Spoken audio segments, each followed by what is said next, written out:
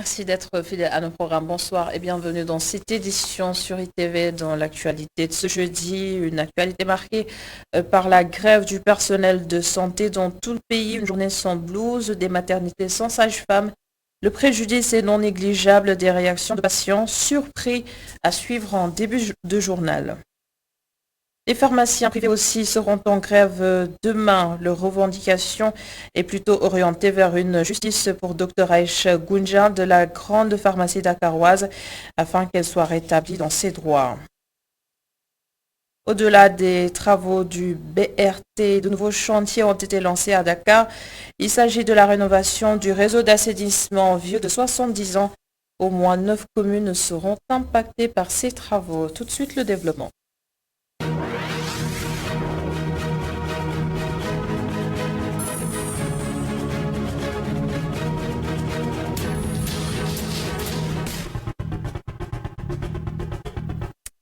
Une journée entière sans sage-femme dans les maternités. La grève a causé un tort considérable aux femmes enceintes qui avaient besoin de consultations.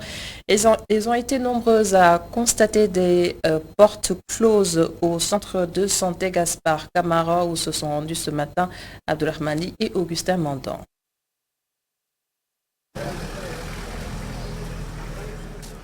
Les journalistes indésirables au centre de santé Gaspard Camara. L'ordre a été donné ce matin aux vigiles qui gèrent les entrées et les sorties. Et en cette journée sans blouse, les patients n'entrent que pour constater le respect du mot d'ordre de grève. Madame Diatta a quitté Guédiawaye et est accompagnée d'une femme enceinte qui est à terme. Pour une consultation prénatale, elle a été renvoyée, dit-elle. Je suis arrivée ici vers 6 heures du matin et c'est à 9 heures exactement que le médecin a vu mon malade. Après quelques minutes de consultation, il lui signifie pouvoir le prendre à charge que demain parce qu'ils sont en grève aujourd'hui. C'est une femme enceinte qui devait accoucher depuis le 12 et on l'a programmée pour une opération. Je pense qu'il aurait dû l'opérer aujourd'hui. C'était plus prudent. Une situation qui fait sortir cette autre femme de ses gonds.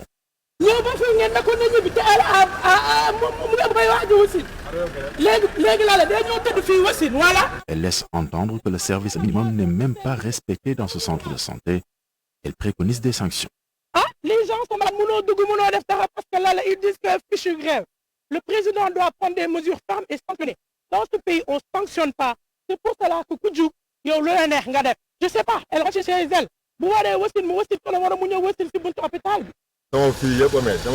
Un autre patient pour une autre consultation. Baïfal a fait un choc avec son scooter la veille. Lui aussi devra encore attendre au moins 24 heures avant de rencontrer un médecin. Je trouve que ce n'est pas normal. Il est difficile au Sénégal de se faire consulter par un médecin quand on est malade. Un pays surnommé pays de la Teranga, quel paradoxe. Je pense que le président de la République doit sévir. Les patients viennent tôt le matin et les médecins que nous rencontrons ne se soucient nullement de notre état de santé. Des patients qui regrettent cette grève consécutive au décès de Madame Assou Sorna, une mort qui a suscité l'ouverture d'une enquête dont les premières conclusions révèlent une négligence des agents de santé de l'hôpital Amadou Sakhir Mbaye de Louga, dont certains, des sages-femmes, ont été placés sous mandat de dépôt. La journée sans blouse également suivie à l'hôpital de Ziguinchor. Seul le service des urgences a fonctionné aujourd'hui. Le secrétaire général du SAMES régional indexe la responsabilité de l'État du Sénégal dans cette polémique née du décès de Astou Sorna Diamassaro et au micro de Hassan Ba. La grève est suivie à 100%. Donc tous les syndicats de la santé aujourd'hui sont en grève. Et il y a le respect du service minimum et de la prise en charge des urgences. Donc le service des urgences fonctionne correctement, mais en dehors de ça, tous les services sont paralysés. Il n'y a pas de consultation. Je pense qu'il est temps que l'État s'arrête pour faire une introspection et une rétrospection pour véritablement diagnostiquer les maux de la santé pour pouvoir les prendre en charge correctement. Et la deuxième chose, c'est d'arrêter d'utiliser la santé et le secteur sanitaire et social à des fins politiques. L'État est le premier responsable. Le président de la République est le premier garant de la santé de la population. Donc si ça ne marche pas, ils ne peuvent pas se dédouaner et faire porter toute la responsabilité au personnel de santé. Ça, c'est une fuite de responsabilité de la part de l'État. C'est à eux d'abord de voir, de situer les responsabilités et de prendre les mesures idoines. Mais se dédouaner et faire porter à de pauvres agents de santé qui n'ont même pas une puissance, qui ne sont que des acteurs impuissants de ce système de santé, vouloir leur faire porter une certaine responsabilité, ça c'est inadmissible. Et c'est ce que nous voyons de nos jours avec l'État du Sénégal. À chaque fois qu'il y a un problème, c'est le personnel de santé qui est fautif. Et le ministère de la Santé dit avoir pris toutes les dispositions nécessaires pour faire face à cette grève. Le directeur du SNEPS fait allusion à un nombre important de médecins et de gynécologues. Lamine Baraga était l'invité de Mathis dans Kenouas Kanui de cet après-midi sur ITV. Effectivement, aujourd'hui, il y a eu une perturbation au niveau des structures sanitaires, particulièrement à Louga et au niveau de Dakar et dans certaines régions. Mais le dispositif de surveillance est en place. Hier, M. le ministre de la Santé et de l'Action sociale, Abdoulaye Diouf Sarr, a reçu les organisations, l'intersyndicale des syndicats de la santé, et le ministre leur a transmis le message du président de la République, leur demandant effectivement de bien vouloir surseoir à leur mouvement de grève. Malheureusement, ils ont maintenu leur mouvement de grève. Bon, le dialogue reste continu entre le ministère et les organisations syndicales, mais la vérité également que le ministère également a mis le dispositif qu'il faut pour permettre aux Sénégalais qui fréquentent les structures sanitaires, particulièrement les femmes en état d'accouchement, de pouvoir être prise en charge. Et ce dispositif est en place. Nous avons mis ailleurs également de renforcer le dispositif en termes de gynécologues, mais également de médecins, pour pouvoir prendre en charge les cas d'urgence. Mais la vérité est qu'effectivement, le secteur a subi des perturbations, mais nous restons encore concentrés sur l'essentiel. Il y a un dispositif de surveillance sur l'étendue du territoire assuré par la direction des établissements publics de santé, mais également le top management du ministère pour travailler à apaiser la situation, pour que les Sénégalais qui fréquentent les structures sanitaires puissent bénéficier des soins nécessaires. Et les perturbations risquent malheureusement de se poursuivre. Je l'ai annoncé en titre, les pharmaciens privés entament une grève dès demain de 8h à 15h. Le syndicat des pharmaciens privés du Sénégal veut que le docteur Aïcha Goudiam de la grande pharmacie dakaroise soit rétabli dans ses droits. Et nous allons là-dessus écouter le secrétaire général du syndicat des pharmaciens privés du Sénégal, le docteur Hassan Diop, joint par Migui Maramdjaï. Ce que nous avons prévu, effectivement, c'est de manifester notre désaccord sur une décision émanant du ministre de la Santé et qui porte sur l'abrogation de l'arrêté d'un concert. Merci beaucoup. C'est-à-dire un pharmacien qui est titulaire de la pharmacie depuis plusieurs années et qui se bat pour récupérer le local et qui, un beau jour, se voit retirer donc la licence d'exploitation. Nous avons rencontré les autorités, nous avons échangé. Ce que nous voulons, nous l'avons dit tout à l'heure, c'est que Dr Aïcha Goudiam soit rétabli dans ses droits. Elle est titulaire de cette pharmacie. Elle a suivi toute la procédure telle que prévue par la réglementation. Il n'y a pas de raison de vouloir aujourd'hui l'exproprier au profit d'un autre pharmacien. Demain, ce qui est prévu, c'est que sur tout le territoire national, que les pharmacies baissent le rideau, refusent de dispenser les médicaments, sauf les cas d'urgence, bien sûr, de 8h jusqu'à 15h. Si nous avons bien mesuré, nous sommes formés pour comprendre un peu le rôle du médicament et la place du médicament dans le système de santé. Et c'est pourquoi nous avons mis en place ce que nous avons appelé des coquilles sanitaires, des couloirs sanitaires, voilà, pour permettre, en cas d'urgence, de pouvoir saisir des personnes et pour prendre en charge ces urgences-là. Et la rédaction vous édifie à présent sur le droit médical. La grève est très bien encadrée dans la législation, certes, mais il est impératif d'assurer le service minimum. C'est une obligation, selon donc le docteur Joseph Mendy, spécialiste du droit médical, que je vous propose d'écouter. En fait, la grève en matière de droit médical est encadrée par la jurisprudence, c'est-à-dire que le droit du travailleur est d'aller en grève, de s'affilier en syndicat et d'aller en grève lorsque préoccupations ne sont pas prises en compte par l'employeur. En revanche, ce droit de grève a été tempéré par du fait que le service a l'obligation de prendre les urgences, qu'on appelle le service minimum. Dans ce sens que le droit de la grève en matière de santé est un tout petit peu différent des autres secteurs où, par exemple, le secteur de l'enseignement où on peut fermer toutes les classes. Mais dans le domaine de la santé, on ne peut pas fermer tous les hôpitaux, toutes les maternités, toutes les structures de soins en fait. Il faudrait que les agents de santé qui font grève prévoient le service minimum, c'est-à-dire la prise en charge du service minimum et des urgences. Bon, vous me demandez effectivement quel est le droit du patient par rapport à cela. Le patient a droit à choisir sa structure, il a droit de choisir son maître.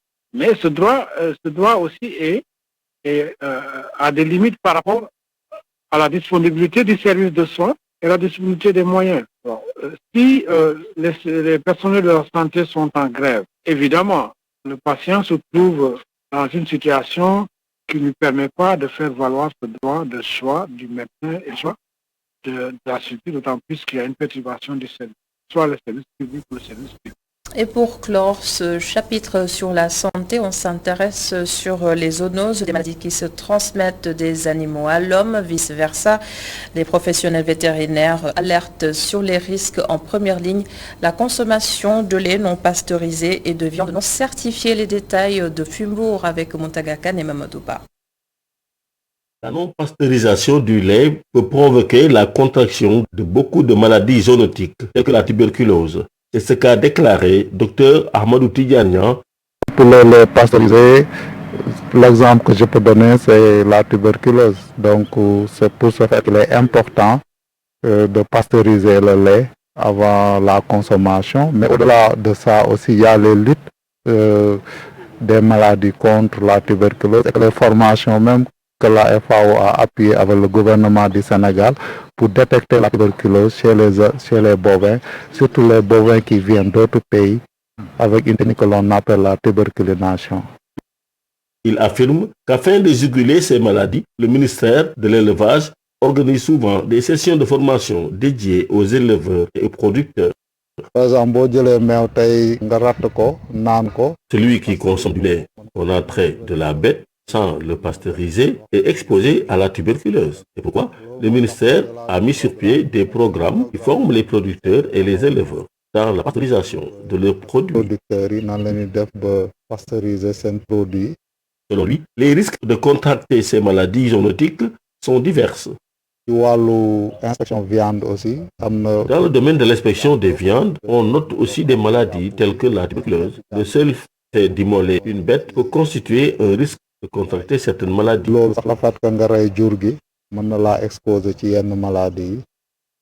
Autre chose, à présent, 2 recrutements majeurs cette semaine à la mairie de Dakar. Barthélémy Diaz a désigné l'activiste Guy-Marius Sagna comme conseiller technique chargé des affaires sociales et le capitaine Seydina Omar Touré, conseiller technique à la sécurité. Des recrutements qui traduisent une défiance à l'égard de l'État. Ce sont les mots de Momar Samb, membre de la société civile. Le voici. Il faut dire que, selon ce que je sais du fonctionnement de ces structures, un cabinet, qu'il soit un cabinet de maire ou cabinet de ministériel ou autre, le recrutement au sein de ces cabinets est laissé à la discrétion du maire ou du ministre en charge de ce cabinet. Donc moi, du point de vue légal et du point de vue des normes, je ne vois aucune distorsion par rapport aux règles de fonctionnement qui sont, disons, pratiquées dans ce genre de structure ou d'institution. On ne peut peut-être qu'avoir une lecture politique en termes que, le maire de Dakar met ses amis, les gens avec qui il partage la même orientation politique. Et peut-être que ce que cela révèle, c'est que ils sont dans le même camp, que ce soit l'ancien gendarme Touré et Sagna. ils sont du même camp, donc du même bord politique, et il les met dans son cabinet personnel pour qu'ils fassent le travail qu'il attend d'eux. Donc c'est révélateur au moins de cela. L'autre aspect, c'est peut-être le fait que le maire Diaz veut montrer à l'État qu'il a de la force, quoi. Il y a une sorte de défi ou de provocation. La décision du président de la République de geler les départs à la retraite pour les agents de police est source d'inquiétude chez ceux qui souhaitent passer le concours. Ils sont donc favorables au maintien du quota habituel afin de permettre aux jeunes de suivre leur vocation. Mamadou Si et Dina Mbaye ont rencontré des candidats reportage. Assis sur un banc, Mamour Ndaou a les yeux fixés sur son téléphone. Ce jeune étudiant avait tenté sa chance lors du concours de police de l'année dernière. Il se dit découragé après la décision du président de la République de geler les départs à la retraite à la police. Il hésite même à refaire le concours cette année. Cette décision-là, en tant que moi, ça me démotive. L'année dernière, j'ai tenté et je ne parviens même pas à réussir. Mais cette année-ci aussi, je voudrais faire ce concours-là. Mais avec cette décision, je suis un peu démotivé, je suis un peu découragé. Oui. Est-ce que c'est l'appel de déposer là, c'est l'appel de faire ce concours-là? Abdoulaye Niass, étudiant en deuxième année au département linguistique de la faculté des lettres et sciences humaines de l'UCAD, s'est dit surpris par cette décision, mais demande néanmoins aux autorités de ne pas diminuer l'effectif des recrues par année malgré cette mesure. Je suis surpris par cette décision. Je demande aux autorités de ne pas diminuer le nombre de recrutements par an. La décision prise par le chef de l'État ne doit pas avoir un impact sur le concours de police. Mais pour Mamour Ndaou, le chef de l'État doit revenir sur sa décision et laisser plus de chance aux jeunes qui désirent de faire le concours de police. Nous voulons que le président de la République vienne de prendre un peu de recul. Il y a beaucoup d'étudiants, beaucoup de jeunes, ils sont prêts pour intégrer dans ce corps-là. On doit les donner de la chance pour qu'on puisse intégrer ce corps-là.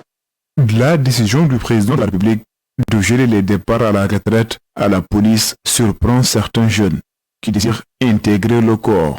Ces derniers ont peur de pouvoir faire le concours sans pour autant être retenus à cause de cette décision. Et pendant ce temps, le ministre de l'Emploi a lancé aujourd'hui la journée de découverte des métiers et l'objectif, c'est justement d'encadrer les jeunes à mieux appréhender les opportunités du milieu professionnel. Les détails avec Abdouradim Thiam et Moussa Fall. L'enseignement professionnel doit être au cœur des apprentissages. Pour réussir cette mission, il faut impérativement commencer avec le cycle moyen pour que les élèves adoptent une culture entrepreneuriale. C'est du moins l'avis du ministère de l'Emploi, de la formation professionnelle et de l'insertion. Nous avons aussi dans le paquet l'objectif d'orienter 30% des sortants du cycle fondamental vers la formation professionnelle. Et ça requiert une information au niveau de nos cibles. Et nos cibles sont dans les collèges, précisément ceux qui sont dans les classes de 4e et 3e, pour qu'ils aient au moins l'information sur la panoplie de métiers qui existent et pouvoir s'orienter vers ces métiers-là. Pour réussir ce palier, la pratique doit être le point focal.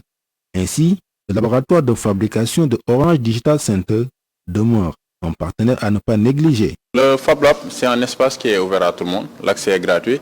Et dans cet espace-là, on a des machines qu'on appelle machines à commande numérique. Donc, ces machines qui vont te permettre de pouvoir réaliser des projets, de réaliser des meubles, fabriquer des tables, des chaises.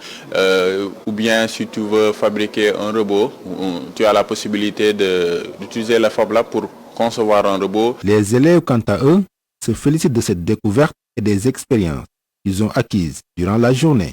J'ai particulièrement été impressionnée par la découpe laser parce que je trouve que vraiment ça aide dans le travail de tous les jours parce que beaucoup de choses qu'on voit, c'est-à-dire du bois de tous les jours, elles sont découpées par la découpe laser et vraiment c'est important. Et j'ai trouvé aussi du robotique que j'adore personnellement. Je n'ai jamais eu à le faire, mais j'adore vraiment le robotique. Cette journée des métiers qui d'habitude se faisait en allant à la rencontre des élèves dans leurs établissements s'inscrit dans une nouvelle logique, c'est-à-dire leur permettre de vivre la réalité grâce à la pratique sur le terrain. L'autre titre de ce jeudi, les travaux de réhabilitation du réseau d'assainissement de Dakar ont été lancés aujourd'hui. Le projet intitulé Le renouvellement du collecteur de Han Fan va coûter un peu plus de 82 milliards de francs CFA et 9 communes seront impactées, Mamadou Dia. Le collecteur de Han Fan est une conduite de drainage des eaux usées datant des années 1940. Sa vétusté fait appel sans délai au renouvellement du réseau d'assainissement de Dakar. Chiffré à près de 82,860 milliards de francs CFA, ces travaux ont pour objectif le renouvellement intégral du collecteur en panne sur un linéaire de 8 km en PRV, le renouvellement de 100 km de réseau secondaire, la mise en niveau de 7000 branchements domiciliaires, la réhabilitation de 5 stations de pompage, la démolition et la réfection de 220 000 m² de chaussées bitumineuses, la fourniture d'équipements spécifiques pour l'exploitation, l'entretien des ouvrages et la lutte contre les inondations. Les immeubles pullulent dans la capitale. Le collecteur jugé d'agression est empiété par des maisons et infrastructures sociaux. L'ONAS, Office national de l'assainissement du Sénégal, procède sans cesse à des réparations pour éviter aux populations d'innombrables dangers qu'elles côtoient au quotidien. Qui pourrait conduire à des catastrophes susceptibles de provoquer des pertes en vies humaines si rien n'était fait. Risque élevé d'effondrement d'édifices dont certains reçoivent quotidiennement du public. Risque d'écoulement et de débordement d'eau usée avec toutes les conséquences sur l'environnement et la santé. L'assainissement est l'un des premiers défis de nos communes. 9 parmi elles sont d'ailleurs sous l'emprise de ces travaux. Ils impacteront positivement les conditions de vie de plus de 500 000 personnes évoluant dans la ville de Dakar en relevant sensiblement le niveau d'assainissement des communes de Fan, Amitié, de Grand Dakar, Biscuiterie, Mermoz Sacré-Cœur, Sicap Liberté, Dieuppeul-Derklé, Grand Yoff et les HLM.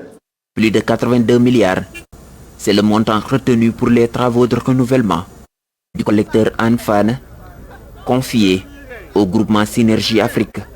Les 6 mois d'études évacuées, les travaux vont durer 24 mois.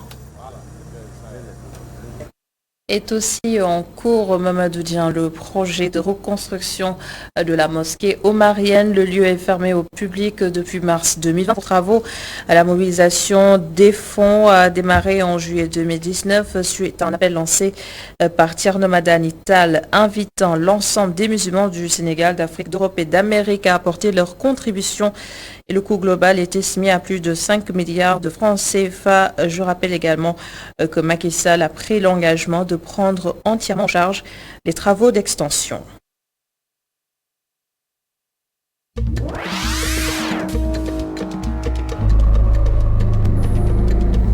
Quelques actualités internationales en images au Gabon. D'abord, une nouvelle affaire de biens mal acquis au cœur de l'actualité.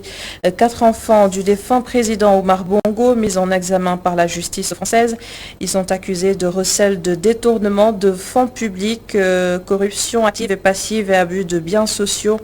Et c'est à la suite de l'acquisition d'un important parc immobilier en France durant les dernières décennies. La Russie a interdit ce jeudi l'entrée sur son territoire à 29 responsables politiques, personnalités médiatiques et hommes d'affaires américains. Et c'est en représailles aux sanctions prises par Washington contre Moscou pour son offensive contre l'Ukraine.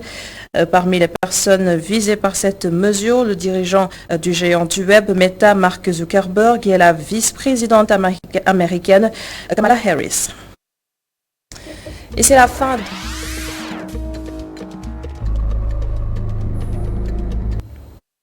C'est donc la fin de cette édition. Merci beaucoup d'avoir été avec nous. Merci à l'ensemble des équipes en régie. Bonne suite des programmes sur ITV.